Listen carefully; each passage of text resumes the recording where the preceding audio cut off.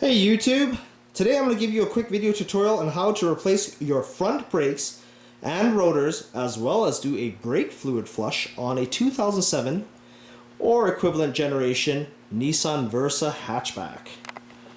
Begin by jacking up the vehicle on the vehicle approved jack points, which is directly located behind the two front passenger wheels. Once the vehicle is jacked up, properly support the vehicle with an appropriate jack stand, as well as apply a parking brake and chock the rear wheels if necessary. Step 2. Remove the 4 lug nuts. Once wheels are removed, inspect rotor for excessive gouging or corrosion or wear on the brake pads.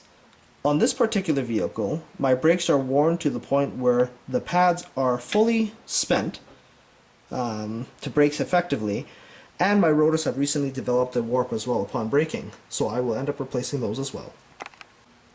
Using a 14mm ratchet, undo the lower caliper mounting bolt right here. You will not need to remove the upper mounting bolt, as the caliper will pivot up where you can remove the pads. Once lower caliper mounting bolt has been removed, lift the caliper up to swing the caliper out of the way, and using a gentle sort of rocking motion, slide the caliper out from the actual caliper bracket, and using your finger, press the boot back away from the caliper guide pins and actually slide the caliper out of the holder. Using a copper band, such as this, fish the copper band through the caliper and hang it off the strut spring. The suspended caliper should look something like this, leaving just the brake pads located here, as well as the main caliper mounting bracket that's bolted to the steering knuckle here. The reason why we want to hang the caliper from the strut tower springs is to ensure that we do not place any undue strain on the hydraulic hose connections here, as well as back in there. There is an immense pressure applied to these hoses during braking, and we do not want to damage the factory crimped coupling. Any types of leaks or damage to these hoses indicates that they need to be replaced immediately for safety reasons. Using your hands or with the aid of a small flathead screwdriver, remove the brake pads. In this particular vehicle's case, the pad removal is relatively straightforward. Please make note where the anti-wear indicators are, and in this particular vehicle you can see the little tab here on the upper portion of the caliper mounting bracket.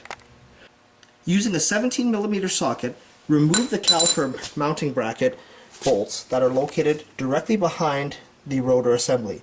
So there should be one on the top here as one on the bottom. Now it is worth noting that these bolts are quite tight, so you'll need to exercise due caution, use an impact tool, or use some sort of leverage breaker bar to break those bolts loose if they are extremely tight. Sometimes using penetrating oil on those bolts will also assist in the removal of them. Once the brake caliper mounting bracket has been removed from the vehicle, this is what it looks like. So just while it is out of the vehicle, ensure to inspect the pad shims to make sure that there's no bends or breakage or any excessive corrosion. There's one on the top, one on the bottom. It's fairly straightforward to understand how they're installed. They just kind of snap into place. These were the two 17mm bolts that were removed from it. They basically pass through the wheel hub, or the steering knuckle, sorry, and essentially pass through and thread into this caliper bracket. The front brake discs now are completely exposed, and just making a note at the front here, there are no actual Phillips mounting screws like some other Japanese cars, such as those from Honda, for example. But essentially, to remove this, depending on how badly corroded this is, you could use a little trusty rotor removal tool such as this, or my little mallet, and essentially just give the rotor a good tap on each side to free the rust, and then on the top, and then do the same for the back, and basically this rotor assembly will just come right off. After a few hard hits from on the back side of this rotor, the corrosion around this sort of hub assembly broke free, and now you can just basically use your hands to lift the rotor off of the wheel hub, and this is basically what it looks like. So prior to reinstallation, I like to use a little bit of copper anti-seize around the center hub here, as well as to clean off any corrosion that's on this hub, and in this case it's actually not too bad, prior to the installation of the new rotors. So with the rotor removed and the hubs cleaned up of any excessive corrosion, I've coated the center hub here with some copper anti-seize, and now I'm going to reinstall the rotor assembly. To do so, you simply have to line up the lug nut studs with the holes in the rotor and basically just kind of push it right on, and it's simple as that.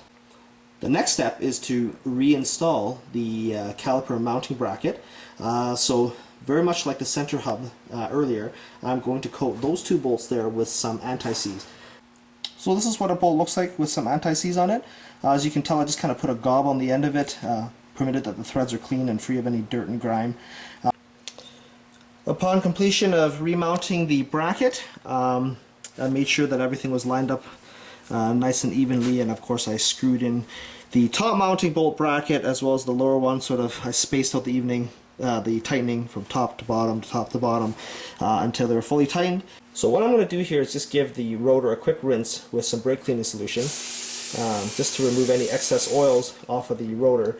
I've already done the backside prior to starting this video, or this segment of the video, as well as I've already given sort of, you know, these little brackets here a nice cleaning. So I'm not going to waste any more cleaner on this as it's quite clean.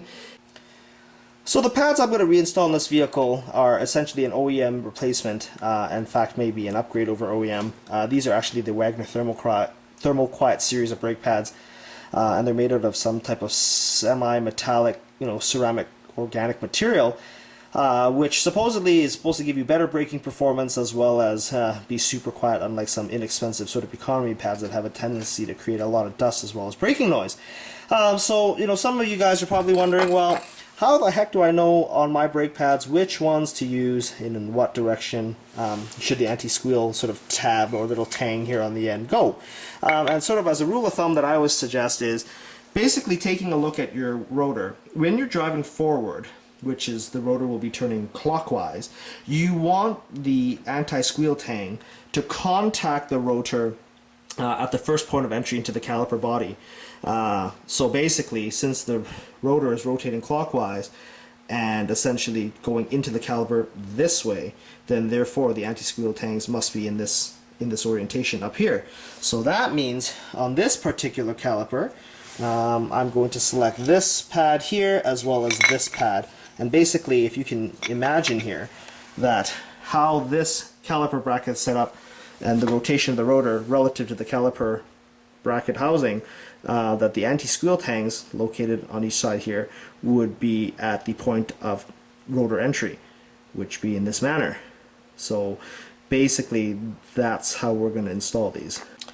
Prior to the installation of any brake pads, I always give it a shot of disc brake quiet on the back side of the pads, not on the braking surface, which would be, in this case, the sort of rough, you know, braking material surface. And what the spray does is that it has an element of tack to it, and basically if the brake pad has any shims of any sort and what have you, then, you know, I would sort of also apply a very thin layer to in between the shims and the pad, and likewise on the back side of the shims.